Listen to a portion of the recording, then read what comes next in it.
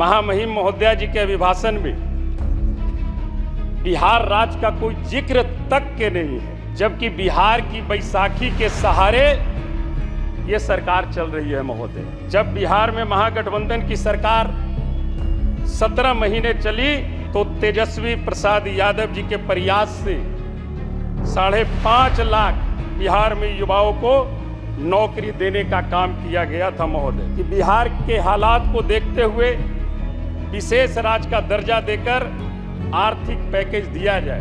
हमारे माननीय बिहार के मुख्यमंत्री जी का ये बहुत पुराना मांग है कि बिहार को विशेष राज्य का दर्जा दिया जाए। नमस्कार, हमारा नाम है समरीन और आपने देखना शुरू कर दिया है लाइव सिटीज। देखिए, लोकसभा का सत्र चल रहा है और लोकसभा के सत्र के छठे दिन भी सदन के भीतर खूब हंगामा हुआ।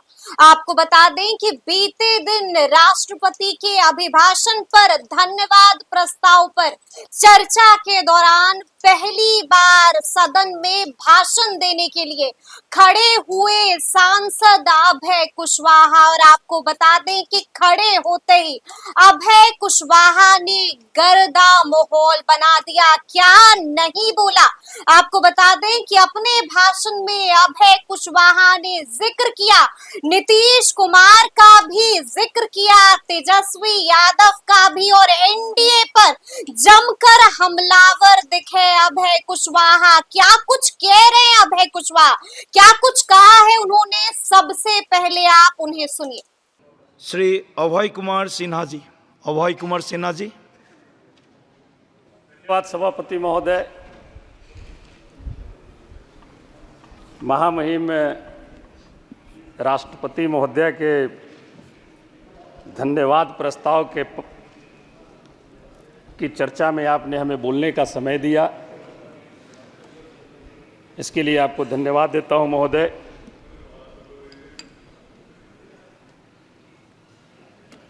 महोदया ने जो अभिभाषण दिया है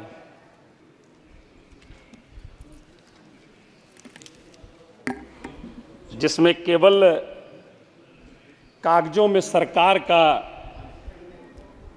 बखान है महोदय, धरातल पर असलियत कुछ और ही है महोदय। मैं कहना चाहूँगा, अभिभाषण में भारत को विश्व का समाधान का देश बताया गया, जबकि यहाँ युवा बेरोजगारी से जूझ रहे हैं, गरीब मजदूर सब परेशान हैं, किसान आत्मदाह कर रहे हैं। किसानों की आय दुगना करने की बात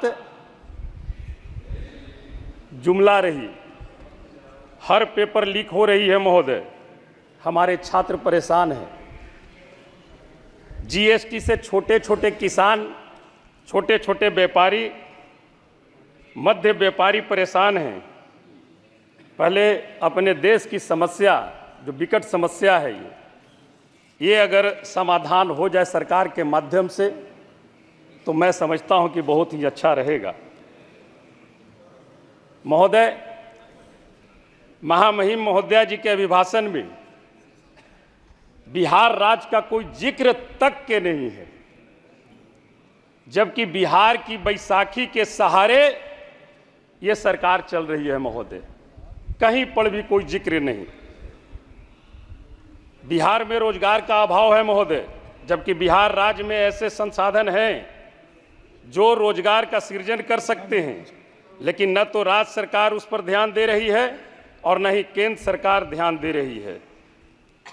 सभापति महोदय, बेरोजगारी से हमारे युवा परेशान हैं और महोदय मैं धन्यवाद देना चाहता हूं, जब बिहार में महागठबंधन की सरकार 17 महीने चली तो तेजस्वी प्रसाद यादव जी के प्रयास से 5.5 लाख बिहार में युवाओं को नौकरी देने का काम किया गया था महोदय।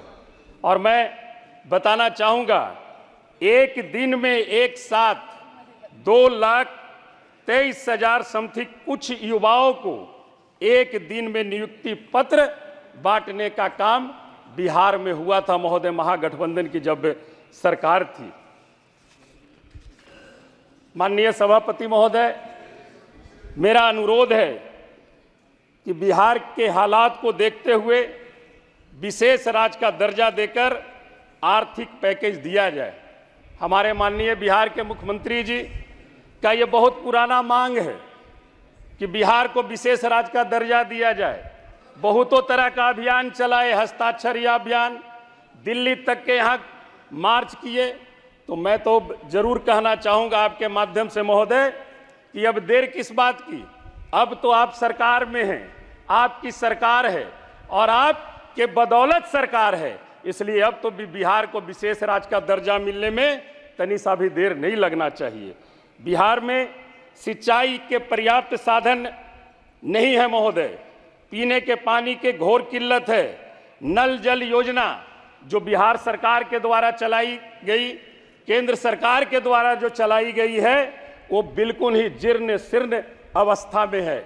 पानी का लेवल हमारे बिहार में और कुछ जिला जो औरंगाबाद पहाड़ी इलाका है, औरंगाबाद है, गया है, सासाराम है, लेवल करीब 200 से 300 फीट नीचे चला गया है। सरकार द्वारा पीने के पानी के लिए एवं सिंचाई हेतु जल संसाधन की नीति नहीं बनाई गई है।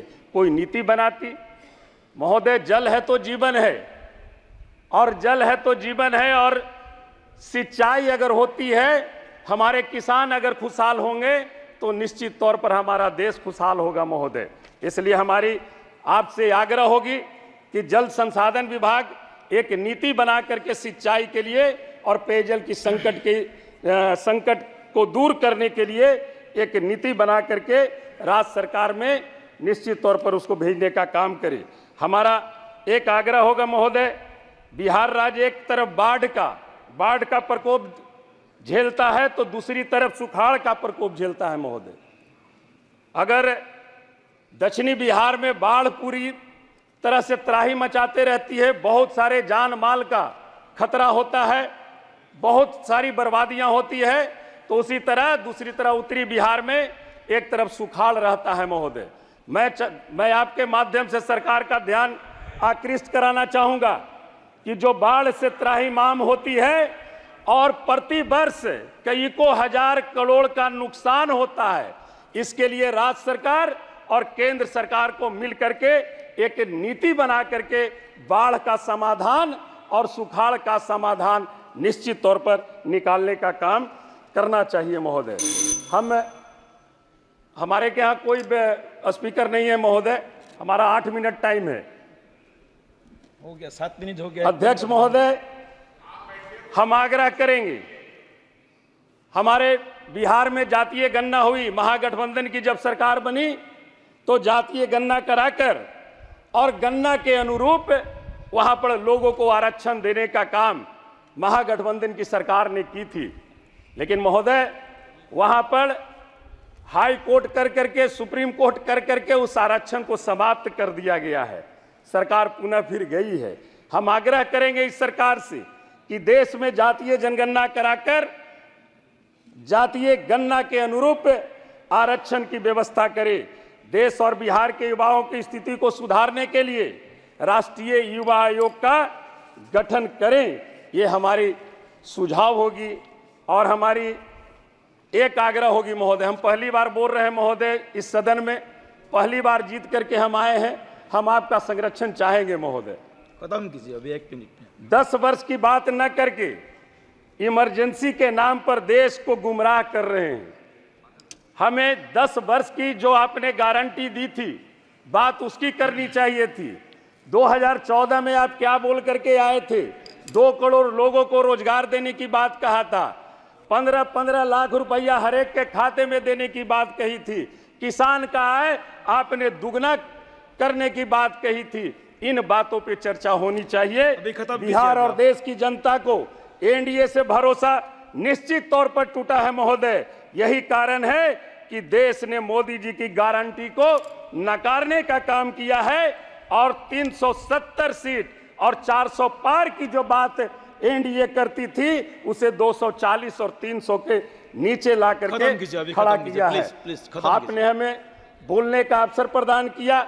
इसके लिए आपको मैं धन्यवाद देते हुए जय हिंद, जय बिहार। तो सुना आपने कि क्या कुछ कह रहे हैं अभय कुशवाहा। देखा आपने कि गर्दा फॉर्म में दिखे अभय कुशवाहा और खड़े होते ही क्या कुछ नहीं बोला, क्या कुछ नहीं बोला, वो भी आपने सुना है। देखिए, तेजस्वी यादव का भी जिक्र किया था और नीतीश कुमार का भी जिक्र हुआ था।